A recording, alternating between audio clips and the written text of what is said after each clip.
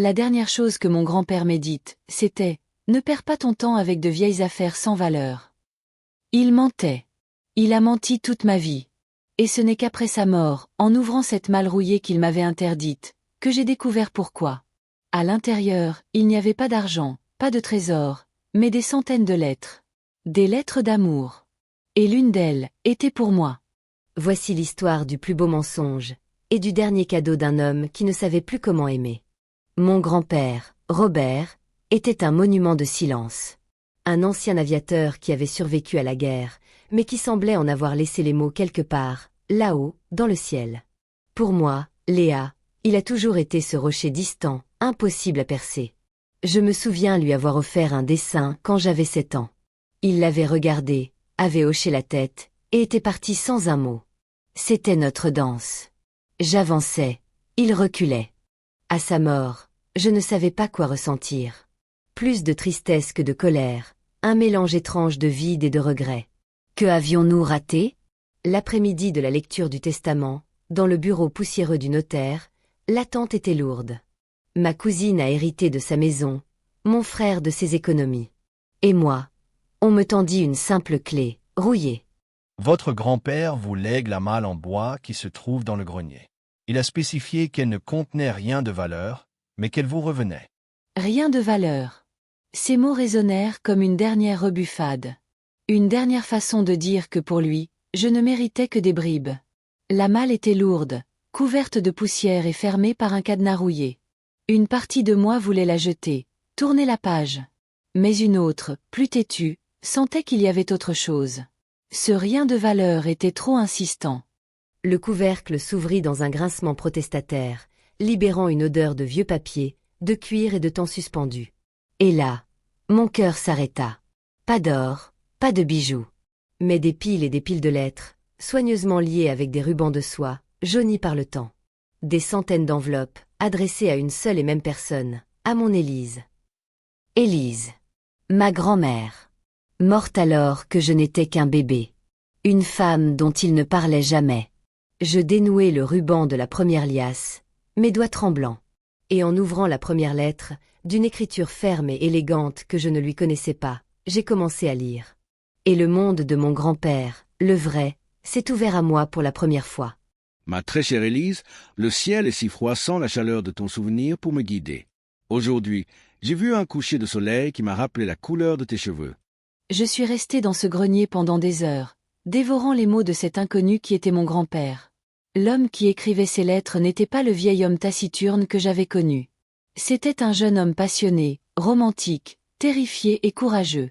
Il écrivait à Élise depuis le front, lui décrivant la peur qui lui tordait les entrailles avant chaque mission, mais aussi la beauté déchirante des nuages vus à 10 000 pieds d'altitude. Chaque fois que je monte dans ce cockpit, je pense à toi. Je me dis que si je dois m'écraser, ta dernière image sera celle qui m'accompagnera. C'est à la fois une terreur et un réconfort immense. Je te promets, Élise, que je reviendrai. Nous construirons une vie loin de tout cela. Il lui parlait de ses amis, de ceux qui ne sont pas rentrés. Il confessait ses cauchemars, ses doutes. Il avait peur. Mon grand-père, mon rocher, avait peur. Et il n'avait qu'un seul endroit où le dire, dans ses lettres à la femme qu'il aimait. Je découvris l'origine de son silence. Ce n'était pas un manque d'émotion, c'était un trop-plein. Une douleur si vive, si profonde, qu'il avait dû construire un mur autour de son cœur pour survivre au monde d'après. Et puis, j'ai trouvé la lettre. Celle datée du 12 mars 1953. La lettre où il annonçait à Élise la naissance de leur fille, ma mère. Ces mots débordaient d'une joie si pure, si brute. « Elle a tes yeux, mon amour », écrivait-il. Dès que je l'ai regardée, j'ai su que tu vivrais à jamais en elle. Je réalisais soudain que l'amour qu'il portait à ma mère, à nous tous, était un amour de reflet. Un amour pour les fragments d'Élise qu'il voyait en nous. Je passais les jours suivants à reconstituer leur histoire, leur amour. Mais une question me taraudait. Pourquoi m'avoir légué cela, à moi? Pourquoi ce cadeau incroyable était-il accompagné de ce mépris apparent? Rien de valeur. Ces mots ne collaient plus. C'était le trésor le plus précieux qu'il possédait. J'étais sur le point de comprendre que ce n'était pas la fin de l'histoire, mais le début. Le véritable cadeau n'était pas de découvrir son passé, mais de comprendre ce qu'il voulait que j'en fasse du mien. Mon cœur a fait un bond dans ma poitrine. Cette enveloppe était différente. Plus récente. L'écriture, c'était celle de mon grand-père âgé, celle que je connaissais, mais plus tremblante, plus fragile. C'était la première fois qu'il s'adressait directement à moi. Pourquoi l'avait-il cachée? Était-ce la clé pour comprendre tout le reste? Je commençais à lire. Et les premiers mots m'ont coupé le souffle. Ma petite Léa, si tu lis cette lettre, c'est que je ne suis plus là. Et c'est que tu as été assez curieuse, ou assez têtue je sais que tu tiens ça de moi, pour ouvrir cette vieille malle. Je t'ai toujours dit qu'elle ne contenait rien de valeur. C'était le dernier de mes nombreux mensonges à ton égard. Je devais m'arrêter, essuyer les larmes qui obscurcissaient ma vision. Il continuait. La vérité, c'est qu'elle contient tout ce que j'avais de plus précieux au monde. Mon cœur, mon âme, tout ce que je n'ai jamais su te dire, à toi, à ta mère. Après la mort de ton Élise, une partie de moi est morte avec elle. La partie qui savait sourire, qui savait aimer sans retenue. La guerre m'avait volé ma légèreté, mais ta grand-mère me l'avait rendue. Quand elle est partie, la douleur était telle que j'ai dû la sceller, la mettre sous clé, au propre comme au figuré. Chaque phrase était un coup de poignard et un baume en même temps. Il s'excusait. Il s'excusait pour la distance, pour le silence, pour les sourires ratés et les câlins jamais donnés. Il expliquait que me regarder, moi, avec ma vie qui débordait, lui rappelait trop tout ce qu'il avait perdu. Ce n'était pas de l'indifférence, c'était une douleur trop vive. J'ai passé ma vie à construire un mur autour de mes souvenirs pour ne pas sombrer. Ces lettres étaient mon encre, ma façon de garder Élise en vie. Mais un mur, ça isole aussi ceux qui veulent entrer. Je t'ai isolé, toi. Et pour ça, du fond de mon cœur, je te demande pardon. Le mot pardon était là, écrit de sa main. Tous les ressentiments, toutes les frustrations que j'avais accumulées pendant des années ont commencé à se dissiper, emportés par un flot de larmes qui n'était plus de tristesse, mais de compréhension. Il n'était pas dur, il était brisé. Et il avait fait de son mieux avec les morceaux qui lui restaient. Sa demande de pardon était le premier cadeau.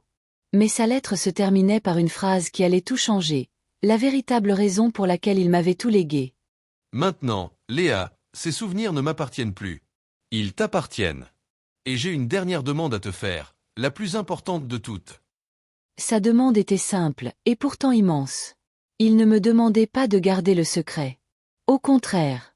Il m'écrivait, « Je t'en prie, ne laisse pas notre histoire mourir avec moi. Raconte-la. Pas pour moi, mais pour tous ceux qui, comme moi, portent un amour si lourd qu'ils en deviennent muets. Pour tous ceux qui, comme toi, reçoivent ce silence comme un rejet. Dis-leur que le silence n'est pas l'absence d'amour, mais parfois son dernier refuge. » Il voulait que je partage son histoire avec le monde. Comment honorer une telle promesse? Par où commencer? J'ai pensé à un livre, à un blog. Et puis j'ai réalisé que la manière la plus directe, la plus personnelle, était de le faire ici, devant vous. Mon grand-père, l'aviateur silencieux, m'avait confié une mission, être sa messagère. Lui qui ne disait rien, il voulait maintenant que sa voix, et celle d'Élise, soient entendues. Ce n'était pas facile. Chaque mot que j'écrivais, chaque plan que je tournais, était chargé d'une émotion intense. Je sentais leur présence, leur amour, mais aussi leur douleur. Je devais trouver le ton juste. Pas du pathos, pas du mélodrame. Juste la vérité. La vérité d'un homme brisé par l'amour, et d'une petite fille qui le redécouvre par-delà la mort. Ton grand-père? Un pilote hors pair.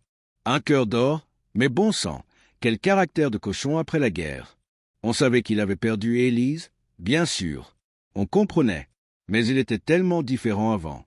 Ta grand-mère, elle lui faisait des grands sourires, et lui, ce rocher, il fondait comme neige au soleil.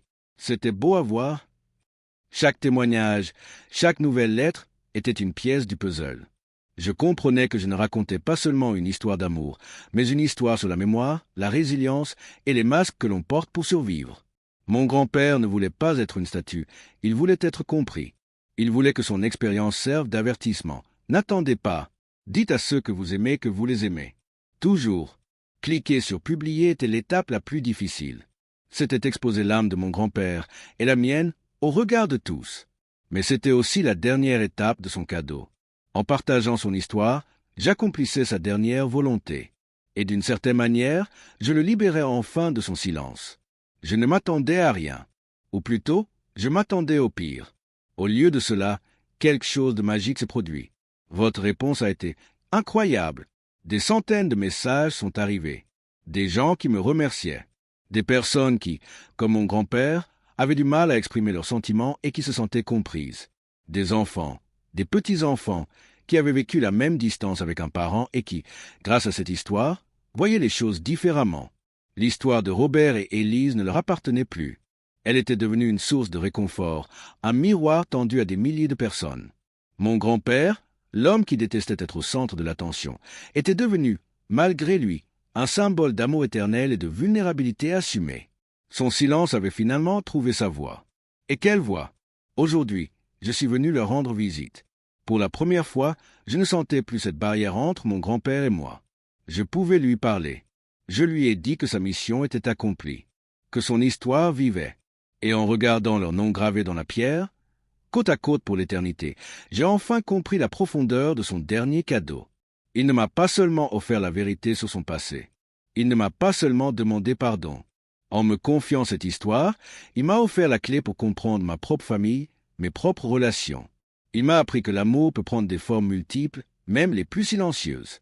Et surtout, il m'a montré que la plus grande valeur n'est pas dans l'or ou les bijoux, mais dans la mémoire, la vulnérabilité et le courage d'aimer, même quand on a tout perdu. Prends soin de ton cœur, ma petite Léa. Aime avec audace. Parle avec courage. Et si un jour le chagrin te vole tes mots, souviens-toi que l'amour trouve toujours un chemin pour s'écrire. Son dernier cadeau n'était pas une malle pleine de lettres. C'était une leçon. Une leçon sur la puissance des mots non dits, sur la résilience du cœur humain, et sur le fait que les plus grandes histoires d'amour ne sont pas celles qui finissent bien, mais celles qui continuent à transformer les vies, bien après la fin.